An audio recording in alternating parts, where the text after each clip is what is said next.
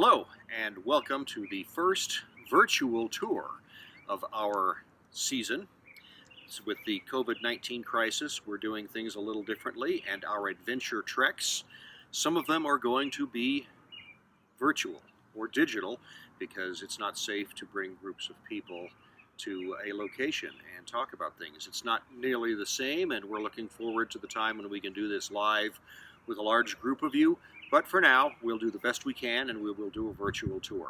Our adventure treks are sponsored by the Wind River Visitors Council. We appreciate their support. It allows us to take people to unique and unusual places around Fremont County. And today we are at Mount Hope Cemetery. We're going to be looking at some of the interesting and notable folks that are buried up here at the cemetery and talk a little bit about the history of the cemetery. It's quite a fascinating place. So please join us and enjoy the tour.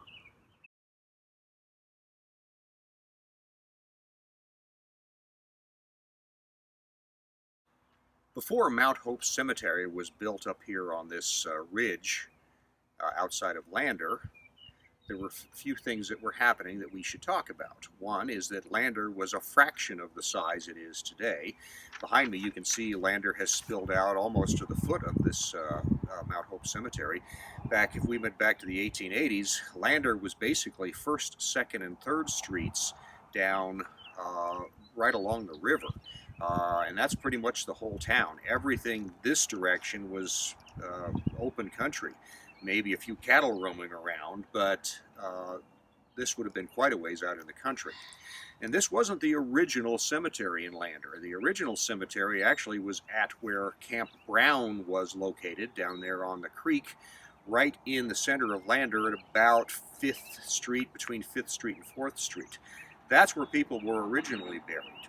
But as Lander developed, most of those bodies were moved to a new cemetery, and that new cemetery was right down where the old Fremont Motors used to be. And that's where people were buried for many years as Lander was developing into a community.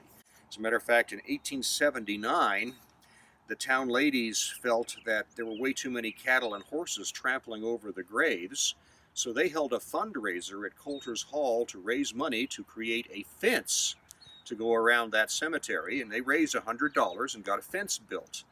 Now, once some of the irrigation canals started being put in, including Baldwin's Ditch, which ran right along the crest of that hill, the water started seeping down into the graves, and they decided it was time to move that cemetery.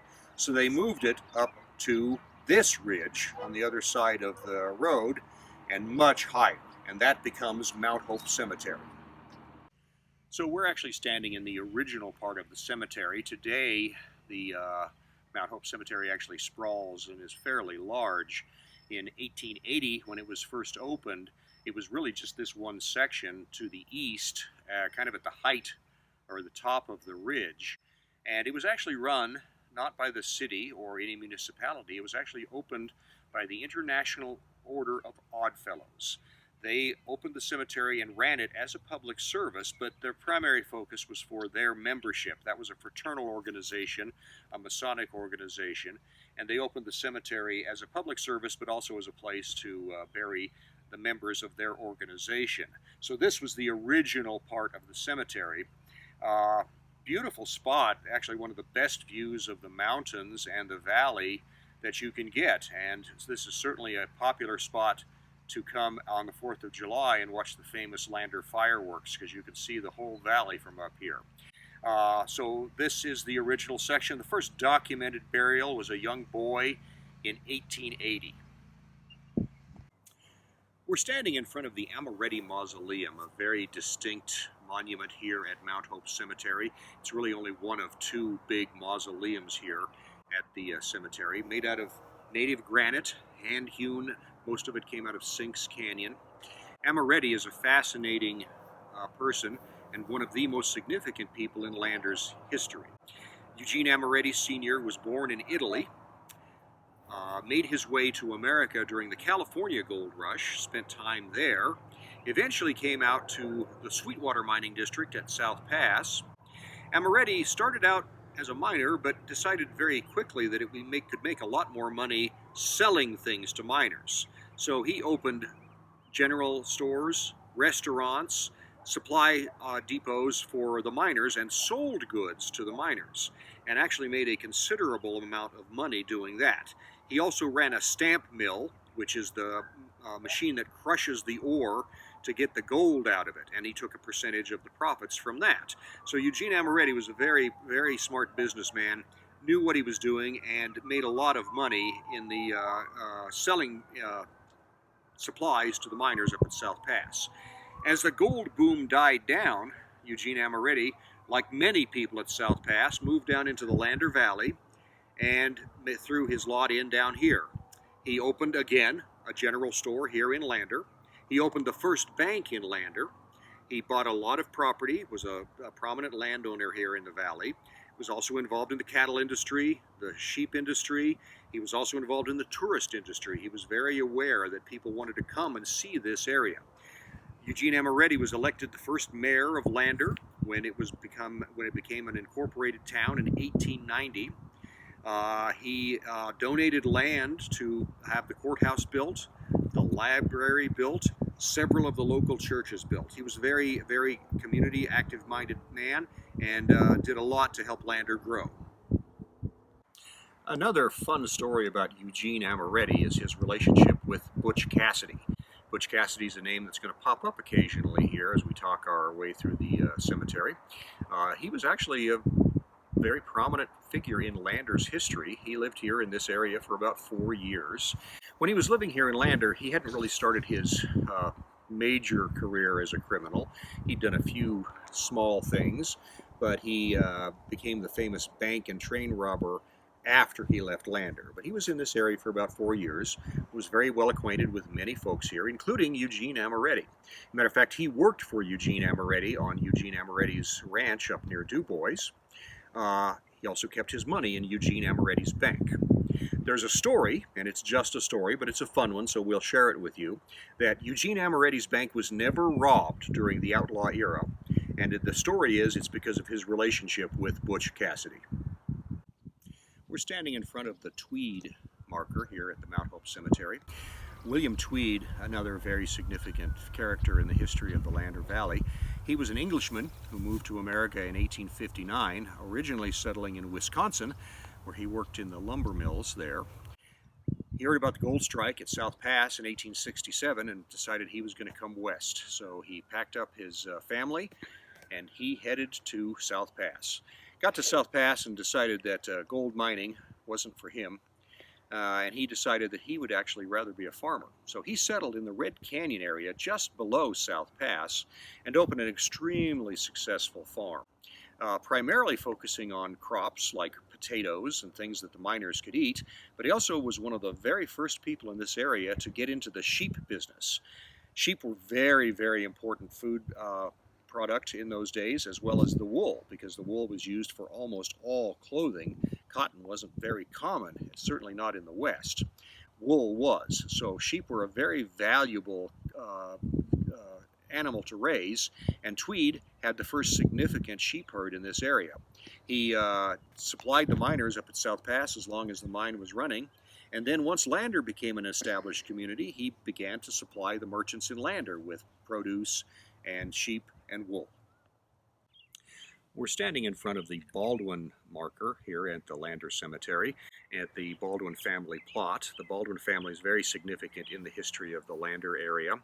Noyes Baldwin came to this area again originally as a trader and a merchant and settled at the South Pass area and opened a store up there. He saw that the development of the Wind River Indian Reservation was taking place down here in the Lander Valley and applied to become the Indian trader down here for the Shoshone people. He was granted that license and moved his operation down here right into the Lander Valley and opened a trading post that not only served the Native American community, but also the few white settlers that were down in this area. Very few of them were down here. Baldwin spent a lot of time freighting back and forth between South Pass and the Lander Valley, bringing goods back and forth to each place. He often left his wife Josephine at the trading post by herself, and she spent many time taking care of the trading with people that were coming to buy things that they needed, and again, including a lot of Native Americans. Josephine gave birth to the first white child that was born in the Lander Valley. So pretty significant family here in the Lander area. We're standing in front of a very interesting marker up here at Mount Hope Cemetery, the marker for Sam Singh.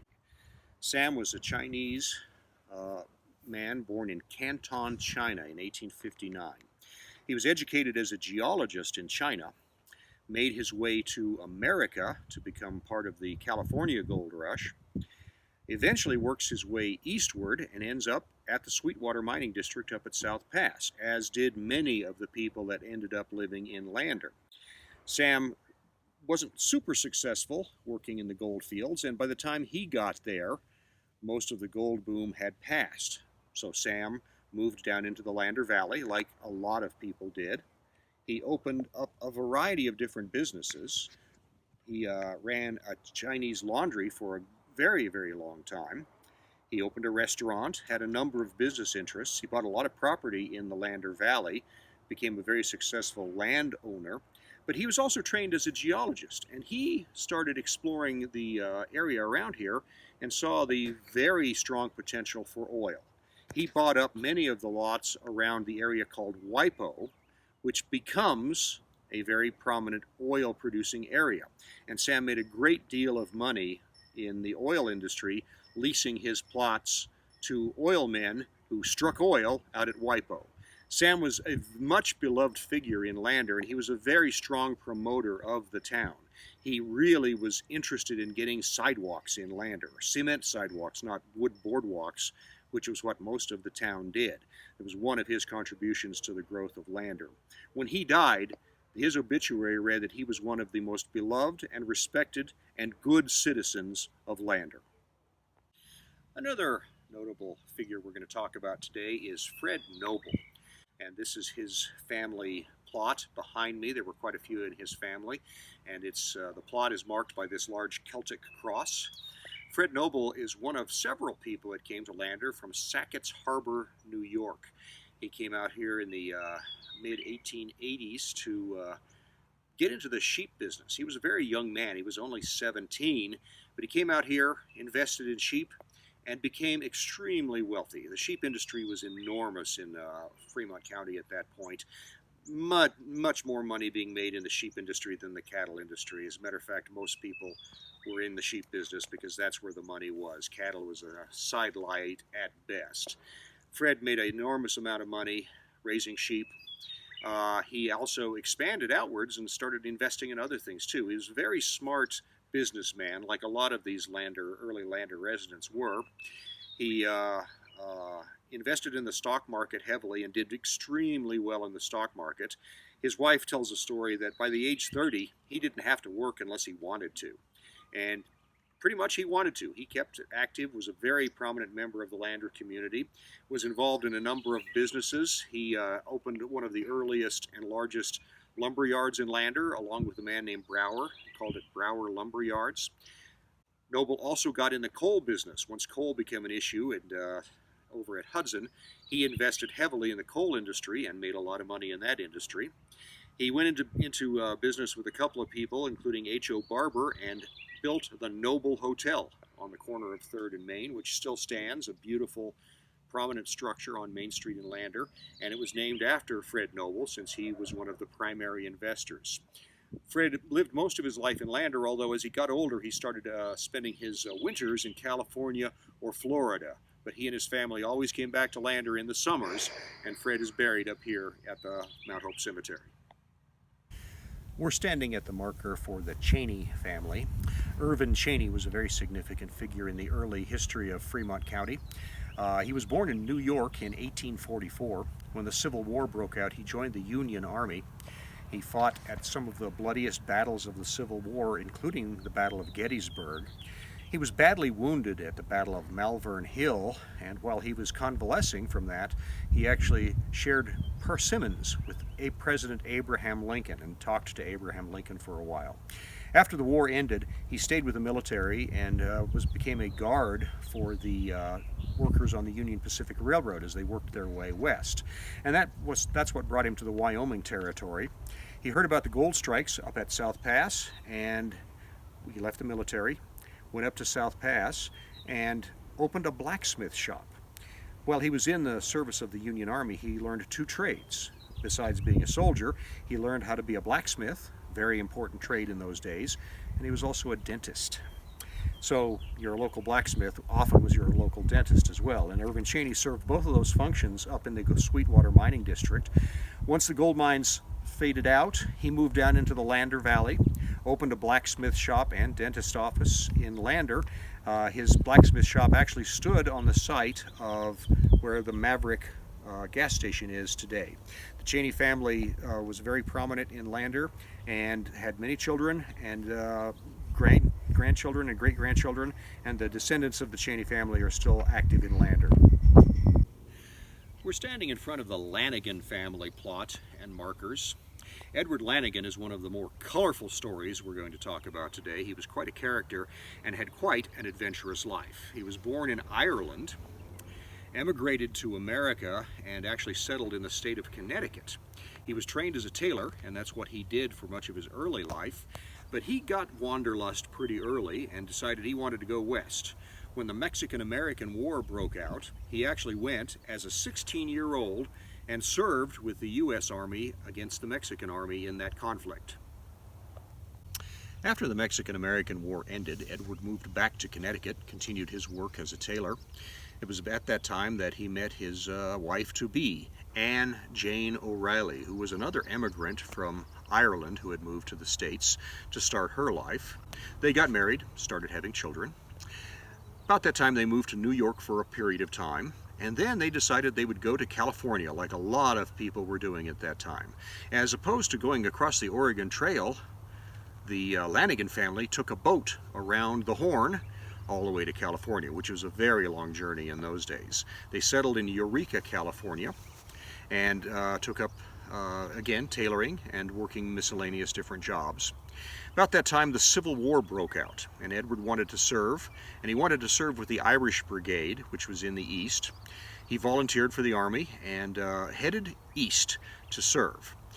His company, however, was diverted, and they spent their time in Utah watching the Native Americans and the Mormons, keeping an eye on them so that they wouldn't become involved on the Confederate side in the Civil War. Lanigan's Saloon was not only popular with cowboys, it was also popular with Butch Cassidy, who we've already talked about, with his relationship with Eugene Amoretti. Well, he considered Lanigan sort of his home base when he was in Lander, which was frequently. Spent a lot of time there. Various members of the Wild Bunch gang, which hadn't really formed at that point, but they were starting to kind of come together, also spent time at Lanigan's Saloon.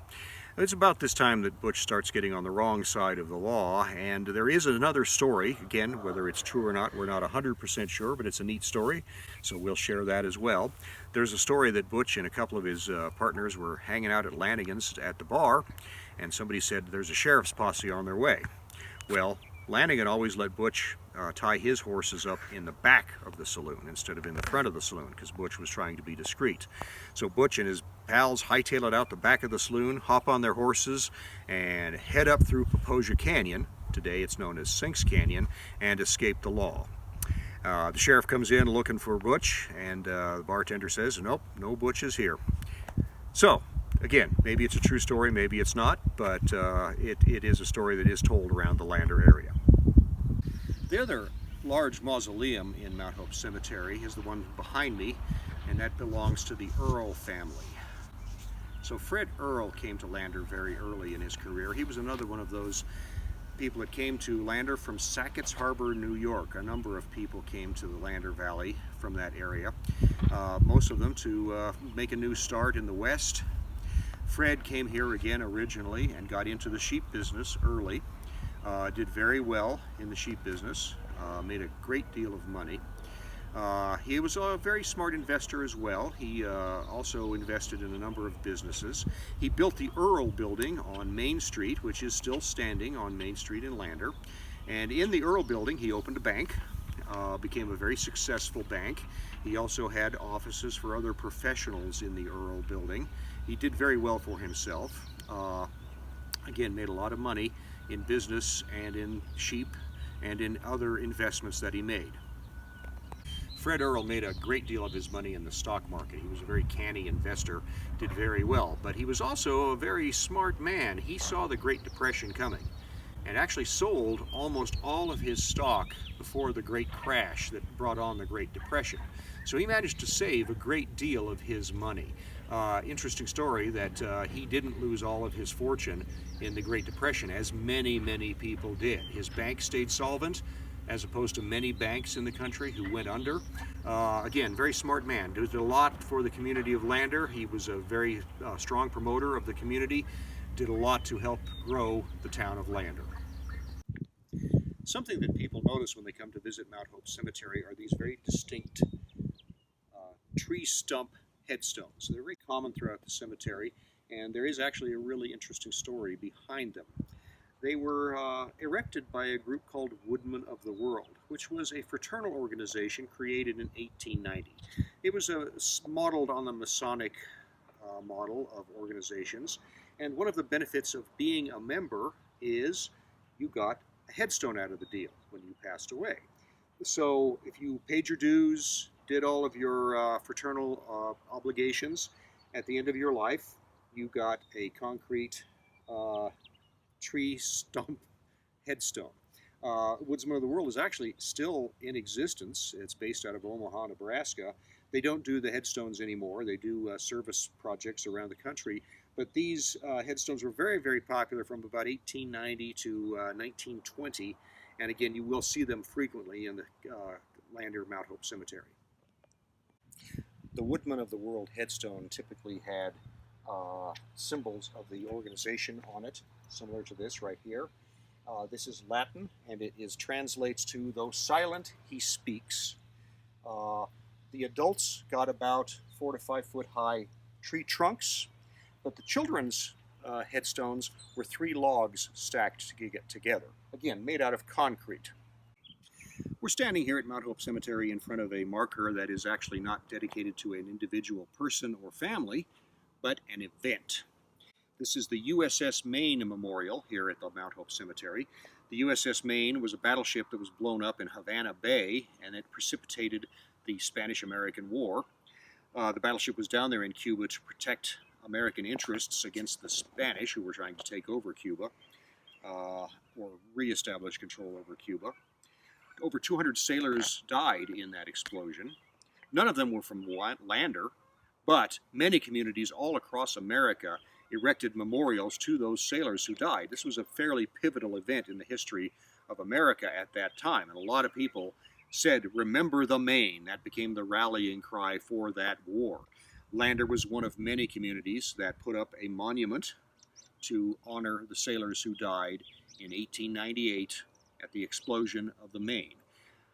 We don't know exactly what happened. The Americans claimed that the Cubans torpedoed the Maine or blew it up somehow. Most people today believe that a boiler blew up. In any case, it created, or was the powder keg that created the Spanish-American War. Another interesting thing about this marker is it was erected by the Tim McCoy Post of the Wyoming National Guard. Tim McCoy was a very famous silent movie star, starred in many westerns. In his day, he was as big a name as anybody. Nowadays, very few people remember Tim McCoy, but he spent much of his life in Wyoming, actually filmed many of his movies on the Wind River Indian Reservation using Native Americans in actual roles in his movies. He was also the commander of the Wyoming National Guard, and a very well-respected man. And his post, the Tim McCoy Post, which was here in Lander, was the people behind erecting this monument. We're standing in front of the Nickerson Monument here at the cemetery. We're going to talk about Herman Nickerson. Herman was from Ohio, and when the Civil War broke out, he joined the cavalry and attained the rank of captain. He fought in a lot of major engagements in the Civil War, including Antietam, where he was wounded. Once the war ended, Herman moved west, like a lot of folks did, came to the Lander Valley, He was a very prominent citizen and very interested in history. One of the really important things that Herman Nickerson did was he was one of the early founders of the Lander Pioneer Museum and the Lander Pioneer Association, both of which are dedicated to preserving our Lander history.